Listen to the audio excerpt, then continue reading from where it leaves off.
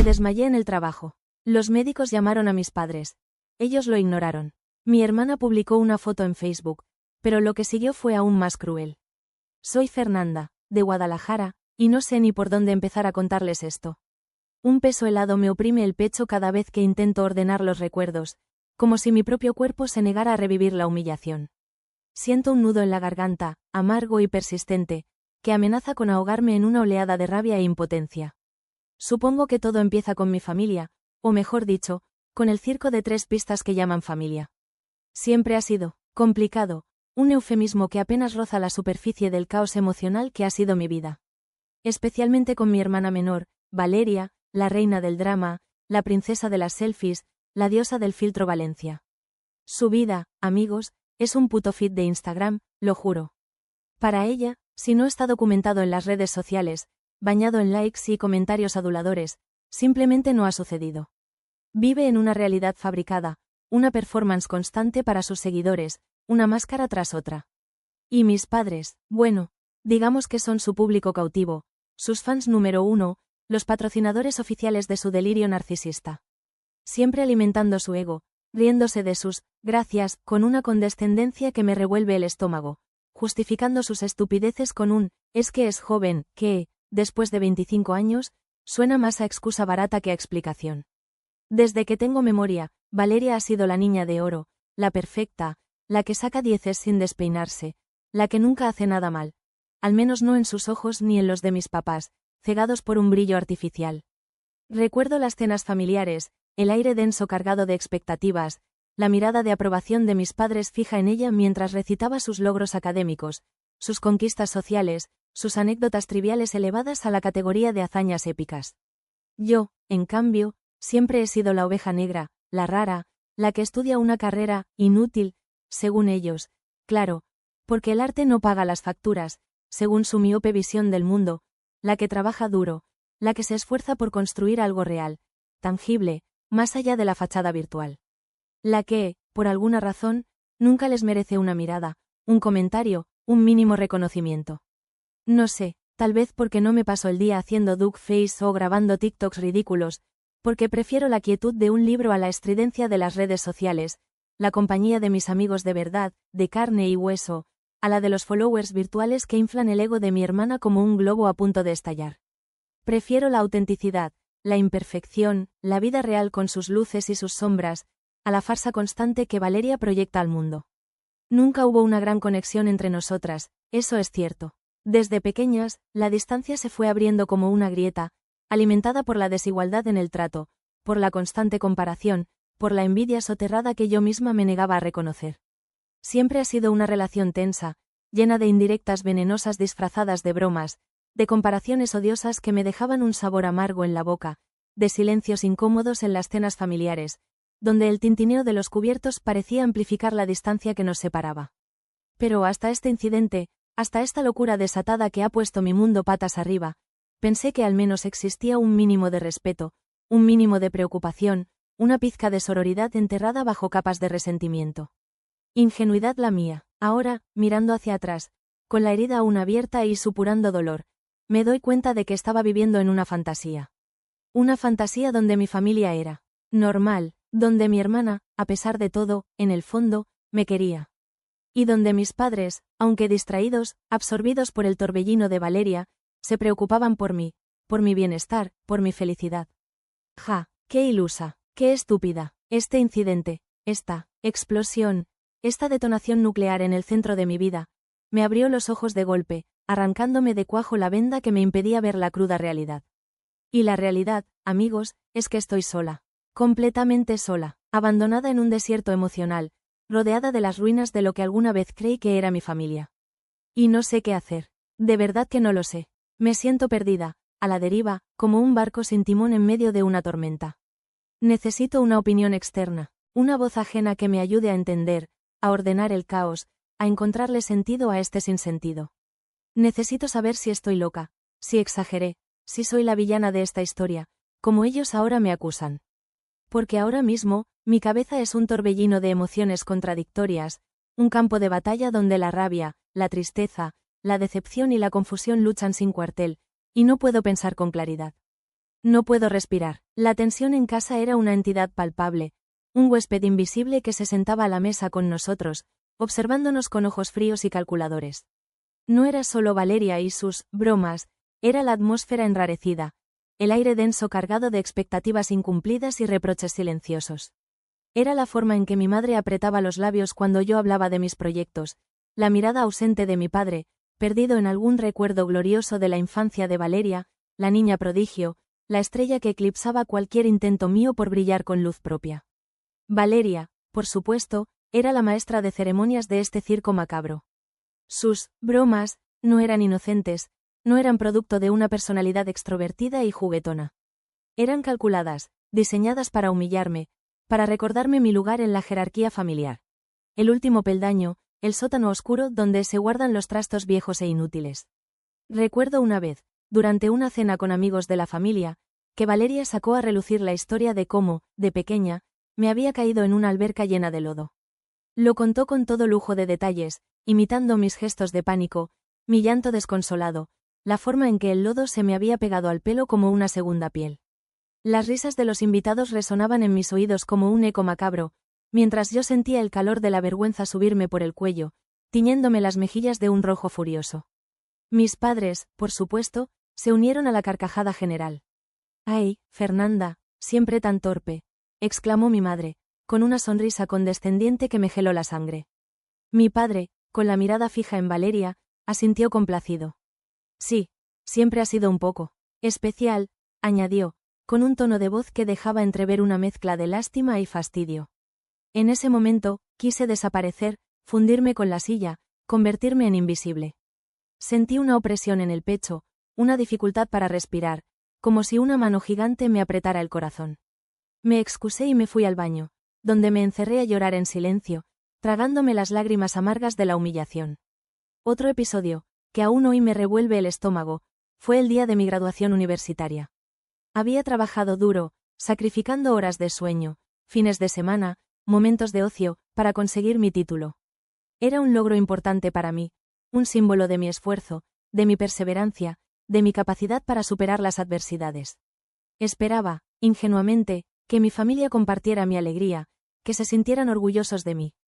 Pero no, Valeria, en un acto de crueldad suprema, publicó en Instagram una foto mía de la infancia, con brackets, el pelo revuelto y una expresión de absoluta torpeza. La acompañó con un comentario sarcástico: «Felicidades, licenciada». ¿Quién lo diría? Viendo esta foto. _graduación _transformación #milagro. La foto se llenó de likes y comentarios burlones. Amigos suyos, gente que ni siquiera me conocía, se reían de mí, de mi pasado, de mi esfuerzo. Sentí una punzada de dolor en el pecho, una mezcla de rabia, tristeza e impotencia que me dejó sin aliento. Confronté a Valeria, le exigí que borrara la foto, pero ella se limitó a reírse en mi cara. «Relájate, Fernanda, solo es una broma», me dijo, con un tono de voz que destilaba desprecio. «No seas tan sensible». Mis padres, como siempre, minimizaron la situación. «Valeria no quiso hacerte daño», me dijo mi madre, con un tono de voz conciliador que me irritó aún más. «No le dé tanta importancia». Mi padre, absorto en la lectura del periódico, ni siquiera levantó la vista. En ese momento, entendí que estaba sola, que mi familia, las personas que se suponía que debían apoyarme, protegerme, amarme incondicionalmente, eran mis peores enemigos. Que mi felicidad, mi bienestar, mi dignidad, no les importaba en absoluto. Y esa, amigos, fue la gota que colmó el vaso. La gota que desbordó el cáliz de mi paciencia, la que desencadenó la tormenta que estaba a punto de arrasar con todo. La tormenta que me llevaría a tomar una decisión drástica, una decisión que cambiaría mi vida para siempre. Una decisión que, aún hoy, me cuestiono, me atormenta, me hace dudar de mi propia cordura. ¿Hice lo correcto? ¿Exageré? ¿Soy la villana de esta historia? No lo sé, de verdad que no lo sé. Pero lo que sí sé es que no me arrepiento. No me arrepiento de haber luchado por mi dignidad, por mi derecho a ser respetada, por mi derecho a ser feliz.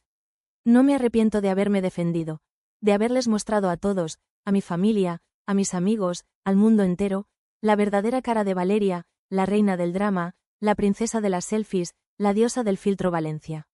La diosa con pies de barro. El calor de Guadalajara se aferraba a la piel como una mano húmeda y opresiva. El aire acondicionado de la oficina, una reliquia ruidosa y asmática, luchaba una batalla perdida contra la temperatura infernal. Su zumbido errático, combinado con el tecleo frenético de los ordenadores y el murmullo incesante de las conversaciones telefónicas, creaba una cacofonía estresante que me taladraba el cráneo. Llevaba semanas trabajando a un ritmo inhumano, jornadas interminables que se fundían unas con otras en una espiral de agotamiento. El nuevo proyecto, el lanzamiento de una nueva línea de tequila premium, nos tenía a todos al borde del colapso. Mi jefe, un hombrecillo ambicioso con la empatía de una serpiente de cascabel, nos presionaba sin descanso, exigiendo resultados imposibles, amenazando con despidos y recortes salariales como si fueran caramelos. El estrés se había convertido en un compañero constante, una sombra oscura que me seguía a todas partes. Sentía un nudo permanente en el estómago, una tensión en la mandíbula que me hacía rechinar los dientes por las noches. Me dolía la cabeza, el cuerpo me pesaba como si estuviera relleno de plomo, y un temblor fino e incontrolable me recorría las manos. A pesar de todo, no podía parar. No podía darme el lujo de flaquear. Necesitaba este trabajo, necesitaba el dinero. Necesitaba demostrarles a mis padres, a Valeria, a ese tribunal invisible que juzgaba cada uno de mis movimientos, que era capaz, que valía algo. Que no era la fracasada, la oveja negra, la sombra insignificante que siempre habían querido que fuera. Ese día, el martes 27, el calor parecía aún más intenso, más sofocante. El aire de la oficina, denso y cargado de ansiedad, se me pegaba a la piel como una segunda piel, robándome el poco oxígeno que me quedaba. Recuerdo estar sentada frente al ordenador, luchando contra una hoja de cálculo interminable, los números bailándome ante los ojos como pequeños demonios burlones. Sentía un mareo creciente, las letras se difuminaban, el zumbido en mis oídos se intensificaba, transformándose en un rugido ensordecedor. Intenté concentrarme, aferrarme a la realidad, pero fue inútil. Un sabor metálico inundó mi boca, una náusea violenta me retorció las entrañas. El suelo pareció inclinarse, las paredes se cerraron sobre mí, y el mundo se desvaneció en un abismo de oscuridad. Desperté con una sacudida, la garganta seca, el cuerpo dolorido. Una luz blanca, fría e impersonal, me golpeaba en la cara. Parpadeé varias veces, intentando enfocar la vista, luchando contra la confusión que me nublaba la mente. A mi alrededor, un borrón de figuras blancas, voces apagadas, el pitido monótono de un monitor cardíaco. El olor a desinfectante, penetrante y aséptico, me inundó las fosas nasales. Poco a poco, los detalles fueron tomando forma. Las sábanas ásperas y frías de una camilla de hospital, el suero goteando lentamente en mi vena, el murmullo de las conversaciones en el pasillo. Estaba en un hospital, en el Hospital Civil de Guadalajara, un laberinto de paredes despintadas, suelos gastados y un olor persistente a enfermedad y desesperanza. Una enfermera, con el rostro surcado de arrugas y la mirada cansada, se acercó a mi camilla. Su uniforme, blanco e inmaculado, contrastaba con la palidez de su piel y el ojeroso azulado que enmarcaba sus ojos. ¿Cómo te sientes?, me preguntó, con una voz monótona, desprovista de cualquier emoción. Confundida, respondí, con la voz ronca, raspada por la sequedad. ¿Qué ha pasado? Te desmayaste en el trabajo, me explicó, mientras comprobaba el monitor con un gesto automático. Agotamiento y deshidratación. Llevas varias horas aquí. Intentamos contactar a tu familia, pero no respondieron. Sus palabras fueron como un puñetazo en el estómago. Mis padres no habían respondido. Y siquiera se habían molestado en contestar la llamada del hospital. Un frío glacial me recorrió la espalda. Un vacío inmenso se abrió en mi pecho. Me sentí sola, vulnerable, abandonada. Como un náufrago a la deriva en un mar embravecido. Las lágrimas, calientes y amargas, empezaron a brotar de mis ojos, deslizándose silenciosamente por mis mejillas. La enfermera, ajena a mi desolación, continuó con su rutina, ajustando el goteo del suero, tomando mi temperatura, anotando datos en una carpeta con la misma indiferencia con la que se hubiera dedicado a regar una planta. En ese momento, rodeada de desconocidos, en la frialdad impersonal de un hospital público, me sentí más sola que nunca. Más sola que en medio de una multitud indiferente. Más sola que en el silencio de mi habitación. Más sola que en el seno de mi propia familia. Y supe, con una certeza dolorosa que me calaba hasta los huesos, que algo se había roto. Algo fundamental, algo irreparable. Algo que jamás volvería a ser igual. La fina capa de ingenuidad que aún me quedaba, la esperanza infantil de que en el fondo mis padres me querían, se hizo añicos, esparciendo sus fragmentos afilados por todo mi ser. Y en ese instante de desolación absoluta, Una semilla de rabia empezó a germinar en mi interior, una semilla oscura y amarga que prometía florecer en una venganza fría y calculada. Las horas en el hospital se estiraban como un chicle rancio, lentas, pegajosas, interminables. El goteo del suero, un ritmo monótono y casi hipnótico, intentaba en vano adormecer el martilleo sordo y constante en mis sienes. El dolor de cabeza persistía, una presencia punzante que se negaba a abandonarme. Me sentía débil, exhausta, con el cuerpo entumecido por la inmovilidad forzada de la camilla. La áspera tela de la sábana raspaba mi piel, cada roce una pequeña tortura. La luz fluorescente del techo, fría e impersonal, me daba náuseas. El olor a desinfectante, a pesar de ser familiar en mi trabajo en una galería de arte, usábamos un producto similar para limpiar los pinceles. Aquí, impregnado en todo, me revolvía el estómago. La enfermera, después de su chequeo rutinario, una sucesión de toques breves y preguntas mecánicas, me había dejado sola, perdida en la inmensidad blanca y aséptica de la habitación. Un silencio opresivo, roto solo por el pitido intermitente del monitor cardíaco, amplificaba mi sensación de aislamiento, de abandono. Intenté dormir, escapar de la realidad aunque fuera por unos minutos, refugiarme en la inconsciencia, pero la ansiedad, un animal inquieto y voraz, me lo impedía. Daba vueltas en la cama, las sábanas enredadas entre mis piernas, con la mente acelerada, repasando una y otra vez la escena de mi desmayo, la indiferencia de mis padres, el vacío que se abría en mi pecho, un pozo sin fondo, cada vez que pensaba en ellos. Con cada respiración, un suspiro entrecortado escapaba de mis labios, un testimonio silencioso de mi angustia. En un momento de lucidez, entre las oleadas de náuseas y el dolor punzante en la cabeza, recordé mi teléfono.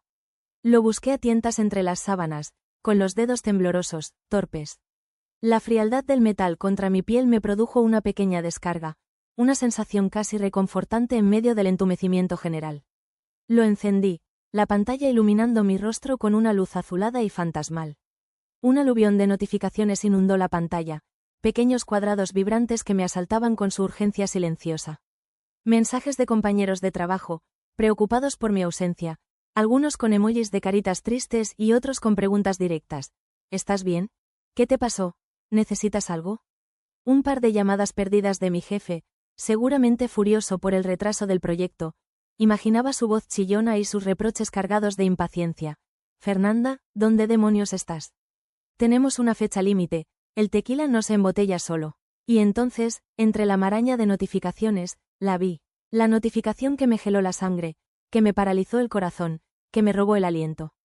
Una notificación de Facebook, de Valeria, con el corazón latiéndome a 1000 por hora, con los dedos temblorosos, casi sin atreverme a respirar, abrí la aplicación. La foto me golpeó como una bofetada, un impacto brutal que me dejó sin aire. Una foto mía, en la camilla del hospital, pálida como un fantasma, con el pelo revuelto, una maraña oscura contra la blancura de la almohada, conectada a un monitor cardíaco, los cables serpenteando por mi piel como venas artificiales. Una foto tomada a escondidas, sin mi consentimiento, sin un ápice de respeto, en mi momento de mayor vulnerabilidad. No era una foto casual, se notaba la intención, el encuadre, el enfoque en mi rostro desmadejado. Y debajo, el comentario, burlón, cruel, hiriente, cada palabra una daga clavada en mi alma. Miren a la drama queen, se desmaya por atención. ¡Qué exagerada! #drama familiar, #hospital, #fail, #pobre de mi almohadilla ridícula. Sentí una punzada de dolor en el pecho, una opresión que me impedía respirar, un nudo en la garganta que amenazaba con ahogarme en una oleada de náuseas. No podía creerlo, no podía creer que Valeria, mi propia hermana, mi propia sangre, fuera capaz de semejante crueldad, de semejante bajeza. Que hubiera convertido mi desgracia, mi sufrimiento, mi vulnerabilidad, en un espectáculo público, en una fuente de entretenimiento para sus seguidores, para esos desconocidos que se escondían detrás de perfiles falsos, alimentándose del dolor ajeno. La rabia me consumió, una ola de fuego que me recorrió el cuerpo de pies a cabeza, quemándome por dentro, derritiendo la poca compostura que me quedaba. Apreté los puños, las uñas clavándose en la palma de mis manos, dejando marcas rojas y profundas. Sentí un temblor incontrolable, una necesidad imperiosa de gritar, de romper algo, de descargar la furia que me desbordaba, que amenazaba con hacerme estallar en 1000 pedazos. Cerré los ojos, intentando controlar la respiración, las lágrimas calientes quemándome los párpados, luchando contra el sollozo que pugnaba por salir, por romper el silencio de la habitación. En ese momento, en la soledad fría e impersonal de la habitación del hospital, rodeada del silencio y la frialdad de las máquinas, supe que algo había cambiado para siempre. Que la relación con mi hermana, ya de por sí fracturada, un cristal roto sostenido por un hilo invisible, se había roto definitivamente, esparciendo sus fragmentos afilados por todo mi ser. Que la herida, profunda y sangrante, jamás cicatrizaría, dejando una cicatriz fea y dolorosa que me acompañaría para siempre. Y que la venganza, fría y calculada, un plan oscuro y retorcido que empezaba a tomar forma en mi mente, sería mi único consuelo, mi única razón para seguir adelante. La rabia inicial, ese calor abrasador que me recorrió el cuerpo al ver la foto, mutó rápidamente en una tristeza profunda, un frío glacial que me calaba hasta los huesos. Me quedé ahí, en la camilla del hospital, con el teléfono en la mano, la imagen de mi propia humillación grabada a fuego en mi retina, sintiendo cómo las lágrimas, calientes y amargas, me inundaban el rostro. No era solo la foto, la violación de mi intimidad, la crueldad gratuita de Valeria. Era la constatación, dolorosa e inevitable, de que mi propia hermana me odiaba. Que disfrutaba con mi sufrimiento, que lo convertía en un espectáculo, en una fuente de entretenimiento para sus seguidores, para esos desconocidos que se escondían detrás de perfiles falsos, alimentándose del dolor ajeno como buitres carroñeros. Con un nudo en la garganta, con los dedos temblorosos, empecé a leer los comentarios. Y ahí, amigos, fue donde la herida se hizo realmente profunda, donde el dolor se volvió insoportable. Una avalancha de burlas, de risas, de insultos, de juicios despiadados vertidos por gente que ni siquiera me conocía, que se permitían opinar sobre mi vida, sobre mi salud, sobre mi persona, con una ligereza que me resultaba aterradora. Ja ja ja, qué exagerada, siempre ha sido una drama queen, seguro que se lo inventó todo para llamar la atención, pobrecita, necesita un abrazo, y un psicólogo, ja ja ja, la reina del drama en su hábitat natural, el hospital. Algunos incluso insinuaban que me lo había inventado todo, que era una estrategia para escapar del trabajo, para victimizarme. Seguro que estaba de fiesta toda la noche y ahora se hace la enferma, conociéndola, seguro que se desmayó de pura flojera, ja ja ja, qué buena actriz, se merece un Oscar. Cada comentario, cada emoji de risa, cada reacción, era un puñal clavado en mi alma, una herida que se abría un poco más, dejando al descubierto la carne viva de mi vulnerabilidad. Lo peor, lo que realmente me destrozó, fue ver cómo Valeria, ajena a mi dolor, respondía a los comentarios, echando más leña al fuego, alimentando el circo macabro que ella misma había creado. Ja ja ja, sí, es un poco exagerada, ¿verdad? Siempre a ese. Ido así, le encanta el drama, no se preocupen, ya se le pasará, es muy buena para fingir. Incluso etiquetó a algunos de sus amigos, invitándolos a unirse al festín de la humillación. Miren a mi hermana, la drama queen del hospital. Ja ja ja, ¿qué les parece? Y sus amigos, por supuesto, respondieron a la llamada, sumándose al coro de burlas e insultos con un entusiasmo que me resultaba repugnante. El post se llenaba de likes y reacciones, los números subían sin parar, una cifra obscena que se exhibía ante mis ojos como un trofeo, un símbolo del éxito de Valeria, de su capacidad para convertir mi desgracia en un espectáculo viral.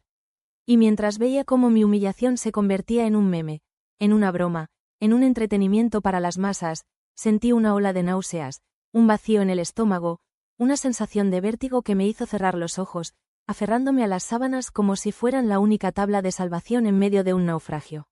En ese momento, entendí que no solo estaba sola, abandonada por mi familia, sino que también estaba expuesta, vulnerable, a merced de la crueldad anónima de las redes sociales, un monstruo insaciable que se alimentaba del dolor ajeno, que convertía la tragedia en comedia, que se reía de la desgracia con una frialdad aterradora. Y supe, con una certeza dolorosa que me calaba hasta los huesos, que tenía que hacer algo. Que no podía quedarme ahí, pasiva, esperando a que la tormenta pasara. Que tenía que luchar, defenderme, contraatacar. Que tenía que vengarme. El silencio de la habitación del hospital se hacía más denso, más pesado, con cada like, con cada comentario, con cada emoji de risa que aparecía en la pantalla de mi teléfono. Sentía un vacío en el estómago, una náusea que subía desde las entrañas, amenazando con desbordarse.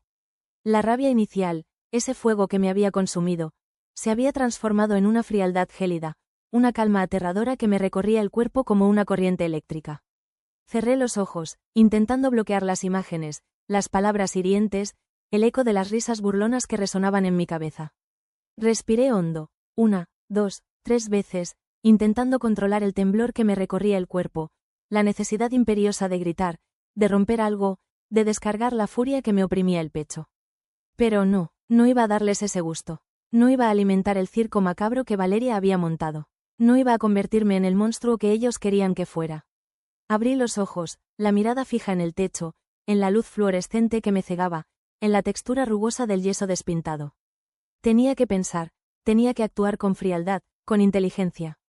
Tenía que elaborar un plan para vengarme, para hacerles pagar por lo que me habían hecho, para demostrarles que no era la débil, la vulnerable, la víctima propiciatoria que ellos creían. Con los dedos aún temblorosos, abrí la aplicación de notas en mi teléfono y empecé a escribir. Paso 1. Obtener un informe médico detallado. Demostrar la gravedad de la situación. Desmentir la farsa de Valeria. Paso 2. Documentar todo. Capturas de pantalla de la publicación, de los comentarios, de las reacciones. Evidencia irrefutable. Paso 3. Difundirlo. Mostrarles a todos la verdadera cara de Valeria. Su crueldad, su egoísmo, su falta de empatía. Paso 4. Dudé un momento, la punta del dedo suspendida sobre la pantalla. ¿Cuál era el paso 4? ¿Qué quería conseguir realmente? ¿Humillarla? ¿Destruirla? ¿Hacerla sentir el mismo dolor que yo sentía en ese momento? La idea me tentó, un susurro oscuro y seductor que me prometía una satisfacción inmediata, una liberación catártica. Pero algo me detuvo, una pequeña voz en mi interior, un resquicio de cordura en medio del caos, me advertía del peligro, de las consecuencias. ¿Estaba dispuesta a llegar tan lejos? ¿Estaba dispuesta a convertirme en ella? En ese momento, una enfermera entró en la habitación, interrumpiendo mis pensamientos. Me informó que me darían el alta en unas horas, que mi estado no era grave, que solo necesitaba reposo y una dieta equilibrada. Le pedí que me proporcionara un informe médico detallado, explicándole que lo necesitaba para justificar mi ausencia en el trabajo. Ella asintió, sin hacer preguntas, con la misma expresión impasible de siempre. Mientras la veía salir de la habitación, con su uniforme blanco y su andar cansino, sentí una pequeña chispa de esperanza. Tal vez no todo estaba perdido. Tal vez aún había una salida. De vuelta en casa, el silencio me abrumaba. Un silencio diferente al del hospital, un silencio cargado de recuerdos, de ausencias, de reproches silenciosos. Me encerré en mi habitación, con el teléfono en la mano, repasando una y otra vez las capturas de pantalla, los comentarios, el informe médico. La evidencia estaba ahí, fría e irrefutable. Valeria, al ver la que se había armado, había borrado la publicación, pero ya era tarde. Una compañera de trabajo, Laura, que por suerte había visto el post, me había enviado capturas de todo. Le escribí un mensaje, agradeciéndole su apoyo, su solidaridad. No te preocupes, Fernanda, me respondió. Esa tipa es una víbora. Me alegro de que estés bien. Si necesitas algo, aquí me tienes. Sus palabras, aunque simples, me reconfortaron, me hicieron sentir menos sola. Fue Laura quien me dio la idea. Oye, ¿y si envías esto a recursos humanos de la empresa donde trabaja tu hermana? Me sugirió en un mensaje. Seguro que no les hace mucha gracia que una de sus empleadas se comporte así en redes sociales. La idea me impactó, una descarga eléctrica que me recorrió el cuerpo. Era perfecta, una venganza sutil, indirecta, pero efectiva. No tendría que ensuciarme las manos, no tendría que enfrentarme directamente a Valeria ni a mis padres. Simplemente, dejaría que las consecuencias de sus actos cayeran sobre ellos como un martillo. Dudé un momento. ¿Era esto demasiado? ¿Estaba yo exagerando? ¿Estaba cruzando una línea? La imagen de Valeria, riéndose de mí, burlándose de mi desgracia, me inundó la mente, borrando cualquier atisbo de duda. No estaba exagerando. Me estaban atacando, me estaban humillando, me estaban destrozando. Y tenía derecho a defenderme. Tenía derecho a vengarme. Con la decisión tomada, la frialdad gélida que me había invadido se intensificó, transformándose en una determinación férrea, una calma aterradora que me precedía como una sombra. El plan estaba en marcha. Y no había vuelta atrás. El aire se podía cortar con un cuchillo. La tensión en el comedor era palpable, un monstruo invisible que nos observaba a todos con ojos fríos y calculadores. Habíamos organizado una comida familiar, una de esas reuniones dominicales que solían estar llenas de la falsa alegría de Valeria y la indiferencia glacial de mis padres. Pero esta vez era diferente. Esta vez, yo tenía el control. Conecté mi laptop a la televisión, las imágenes proyectándose en la pantalla grande, amplificando cada detalle, cada palabra, cada emoji de risa. El silencio era sepulcral. Mis padres, sentados en el sofá, con los rostros pálidos y las miradas fijas en la pantalla, parecían estatuas de cera, figuras inmóviles en un museo de los horrores. Valeria, sentada frente a mí, se retorcía las manos nerviosamente, la sonrisa petulante que solía adornar su rostro se había desvanecido, reemplazada por una mueca de terror. Sus ojos, antes brillantes y desafiantes, ahora estaban apagados, llenos de un miedo que me resultaba satisfactorio. Primero, la foto. Mi rostro pálido, los cables del monitor cardíaco serpenteando por mi piel, la vulnerabilidad expuesta ante la mirada cruel del mundo. Después, los comentarios, uno tras otro, una letanía de burlas, de insultos, de juicios despiadados. Y por último, el informe médico, frío e implacable, desmintiendo la farsa de Valeria, la acusación de que todo había sido una exageración, un drama, para llamar la atención. El silencio en el comedor se hacía más denso, más pesado, con cada palabra, con cada imagen, con cada segundo que pasaba. Cuando terminé, desconecté la laptop, la pantalla de la televisión volviendo a negro, reflejando la oscuridad que se había apoderado de la habitación. El silencio persistía, roto solo por el tic-tac del reloj de la pared, un sonido amplificado, que parecía marcar el paso del tiempo, el avance inexorable del desastre. Mis padres, por primera vez, parecían avergonzados. Su mirada, antes fija en Valeria, ahora se posaba en mí, con una mezcla de culpa, de reproche, de decepción. No podía descifrarlo. Valeria, pálida como un fantasma, no podía articular palabra. Sus labios se movían, como si intentara decir algo, pero ningún sonido salía de su garganta. Finalmente, mi madre rompió el silencio, con la voz temblorosa, casi un susurro. ¿Por qué has hecho esto, Fernanda? La pregunta me golpeó como una bofetada. ¿Por qué? Repetí, incrédula. ¿Por qué? ¿De verdad me estás preguntando por qué? ¿Después de lo que me hizo? ¿Después de lo que me hicieron? Mi voz, aunque baja, vibraba de indignación. Mi padre, con la mirada fija en el suelo, murmuró algo sobre exageraciones y malentendidos. Es solo una broma, Fernanda, dijo, con el mismo tono condescendiente que siempre usaba para justificar las acciones de Valeria. No deberías haberle dado tanta importancia. En ese momento, algo en mi interior se rompió. La última gota de esperanza, la última pizca de ingenuidad, se desvaneció, dejando un vacío inmenso, un desierto emocional donde antes había un atisbo de familia. No es una broma, respondí, con la voz fría, cortante. Es crueldad, es maldad, es monstruoso. Me levanté de la silla, la mirada fija en Valeria, que seguía en silencio, con los ojos llenos de lágrimas. Espero que hayas aprendido la lección, le dije, antes de darme la vuelta y salir del comedor, dejando atrás el silencio sepulcral, las miradas de reproche, el peso opresivo de una familia rota. Al día siguiente, Valeria fue despedida. Conducta inapropiada en redes sociales, le dijeron. La noticia corrió como la pólvora, un reguero de pólvora en el mundo virtual que ella misma había creado. Sus amigos, esos seguidores que se habían reído de mi desgracia, ahora guardaban silencio, desapareciendo como ratas que abandonan un barco que se hunde. Mis padres, por supuesto, me culparon a mí. Me acusaron de ser vengativa, de ser cruel, de haber destruido la vida de mi hermana. Ahora, no me hablan. Me han borrado de sus vidas, como si yo fuera la culpable, la villana de esta historia. Y aquí estoy, amigos, sola en mi apartamento, con el silencio como única compañía, preguntándome si hice lo correcto. ¿Exageré? ¿Soy la idiota? ¿Aeta? ¿Qué hubieran hecho ustedes en mi lugar? Necesito opiniones, necesito saber si estoy loca, si soy un monstruo, o si simplemente. Me defendí.